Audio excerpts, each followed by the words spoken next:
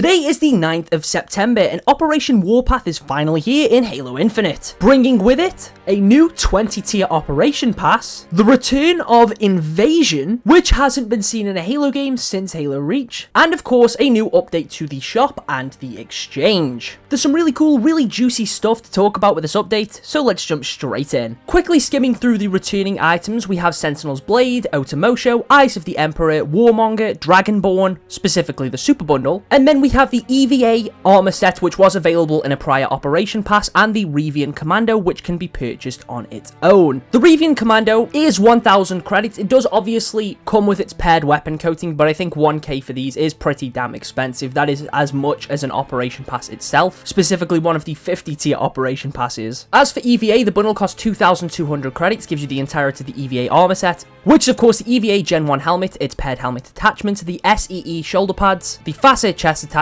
the G-Flow utility piece, the Type EV knee pads, and the Type EVP wrist attachment. You also get the Charred Rust armor coating, the CMA M392 weapon model for the Bandit, which is still my favourite weapon model for the Bandit in the game, the Fractured Serenity weapon coating, the Defy emblem, the Resistance backdrop, and the Victor visor. 2200 for one armor set. It's quite expensive. You do get quite a decent amount of stuff here, but this is definitely on the pricier end. Moving over to the new stuff, we have the return of Scanner from Halo 4, which can be purchased for 1600 credits or alternatively unlocked for free, but we'll come back around to that in a minute. The armor set comes with the Scanner helmet alongside its own helmet attachment, making it look much more like its Halo 4 counterpart. You get its own chest attachment, shoulder pads, utility piece, wrist attachment, and knee pads, alongside the elegant Champion armor coating, which has a nice wooden texture to it with some golden accents. Again, 1600 for an armor set is definitely on the pricier side. I do think the default for just an armor set should have stayed at 1200, with the price being more if it of course includes more items. But in this case, it does just seem like your bog standard set of armor with nothing too special about it. Of course, the armor is really cool, but I'll let the price slide with Scanner since again, it can be unlocked for free. We also have the Praetorian Guard armor set, which is very reminiscent of a lot of the Roman Spartan inspired armor that we had in Halo 3. You get the Tribune helmet, the Steadfast crest helmet attachment,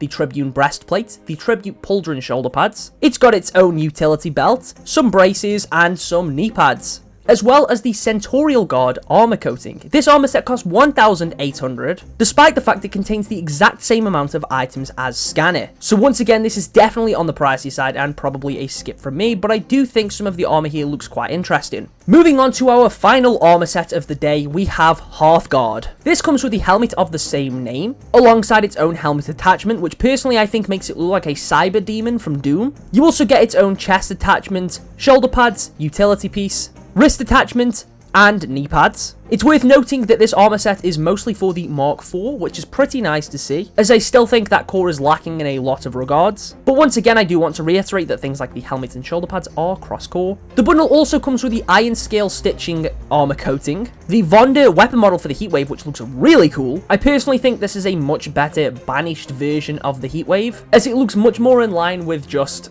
a special version of the gun that the Banished have just slapped some scrap onto. And you do also get the Fateful End weapon coating. Now, the weapon model isn't actually banished, it just gives me that sort of impression. The armor set is clearly inspired by Vikings, but it does cost 2000 credits, which is pretty damn pricey. Again, you get a lot of really cool stuff here, but if you do want to get both of these armor sets without spending as much money, you can get them in the Ancestral Inspiration Super Bundle, which is available for 3000 credits, gives you all of the items listed, as well as the Niflheim Fragmentation Kill Effect, so you can literally shoot people's souls out of their body. Now that we've got the paid stuff out of the way, let's take a look at that exchange update. First of all, I think it's worth mentioning the Hayabusa Helmet has returned, and this will be presumably the last month that this helmet is available in-game. It does suck that this is a victim of FOMO, but that unfortunately stems from this being a collab item. Still, the fact that this is something that's unlockable for free, I do think is pretty cool. We also have the return of some of the Tenrai 3 and 4 items, which includes things like the Hatamoto helmet and the Crimson Sun weapon model for the AR. There's some new free pieces for the Mark IV, including a wrist attachment and a utility piece. The EOD armor set, the Halo 3 version specifically, has returned and is available on here permanently now. So if you missed out on that operation pass, you still have the option to unlock all of these items.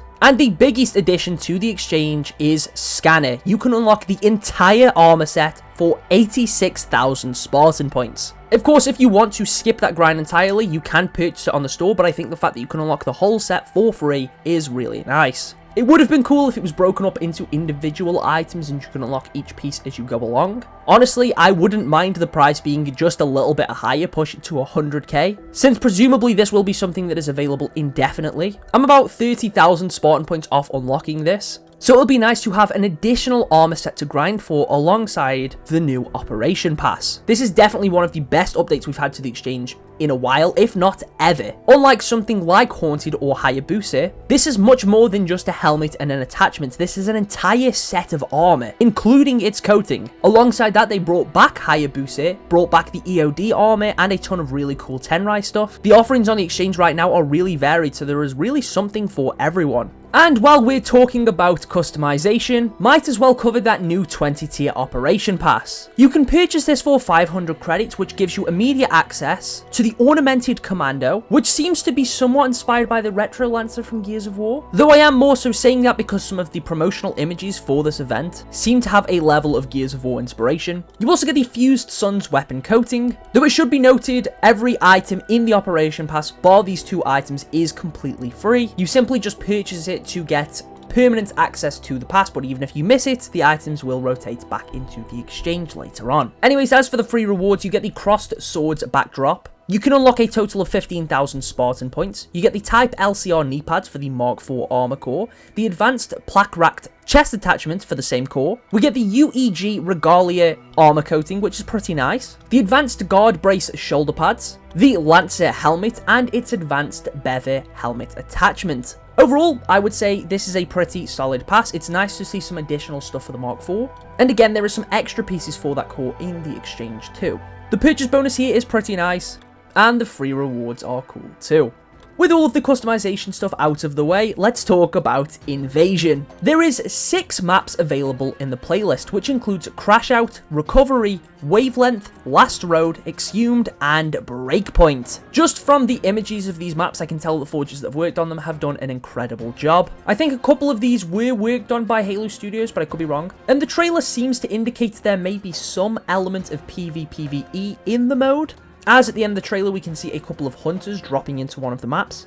Though I am yet to try it out yet, so I can't confirm this. I will be trying the mode on stream not long after this video goes up.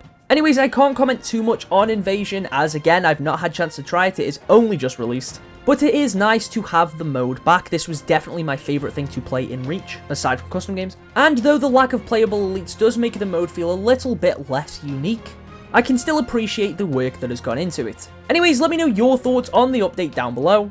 Thank you all for watching, and I'll catch you all in the next one.